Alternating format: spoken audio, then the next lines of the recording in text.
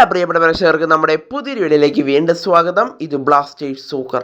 Kerala Blasters ഈ Durand കപ്പിൽ കിരീടം നേടാനുള്ള സാധ്യതകൾ വളരെ കൂടുതലാണ്. സാധ്യതയെന്നല്ല, കേരള ബ്ലാസ്റ്റേഴ്സ് തന്നെ കിരീടം നേടും എന്ന് നമുക്ക് ഉറപ്പിച്ച് പറയാം. കാരണം കേരള ബ്ലാസ്റ്റേഴ്സ് മാത്രമാണ് ഡ്യൂറൻ കപ്പിൽ ISL നിന്ന് കളിക്കുന്ന ടീമുകളിൽ മെയിൻ ടീമിനെ ഇറക്കുന്നത്. ബാക്കിയുള്ള ഒട്ടുമിക്ക ടീമുകളും റിസർവ് ടീമിനെയാണ് ഡ്യൂറൻ കപ്പിനായി ഇറക്കുന്നത്. ആദ്യമൊക്കെ കേരള ബ്ലാസ്റ്റേഴ്സ് ബാക്കിയുള്ള ടീമുകളൊക്കെ മെയിൻ ടീമിൽ ഡ്യൂറൻ കപ്പിൽ ഇറങ്ങുമ്പോൾ ബ്ലാസ്റ്റേഴ്സ് റിസർവ് ടീമിനെ വെച്ചായിരുന്നു ഡ്യൂറൻ കപ്പ് കളിച്ചിരുന്നത്. ബ്ലാസ്റ്റേഴ്സ് ആ സമയം പ്രീ സീസൺ മത്സരങ്ങൾ കളിക്കാനായി UAE പോകുമായിരുന്നു. എന്നാൽ ഈ വട്ടം അങ്ങനെയല്ല. പ്രീ സീസൺ മത്സരങ്ങൾ നേരത്തെ നടത്തിക്കൊണ്ട് ഡ്യൂറൻ കപ്പിനായി ബ്ലാസ്റ്റേഴ്സിൻ്റെ മെയിൻ ടീം തന്നെയാണ് ഇറങ്ങുന്നത്.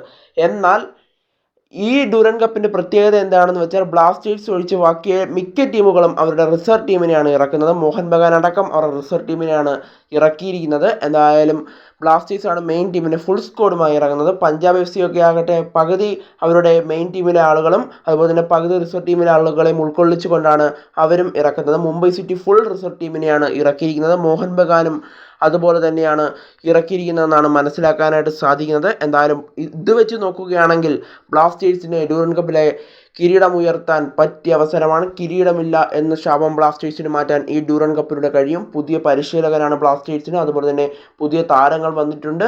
എന്തായാലും പുതിയ കളി രീതിയാണ്, പുതിയ ഫോർമേഷനാണ്. അതുകൊണ്ട് തന്നെ നമുക്കൊന്നും പറയാൻ സാധിക്കില്ല. കേരള ബ്ലാസ്റ്റേഴ്സ് കിരീടം നേടുമെന്ന് ഉറച്ചു വിശ്വസിക്കുകയാണ് ആരാധകർ.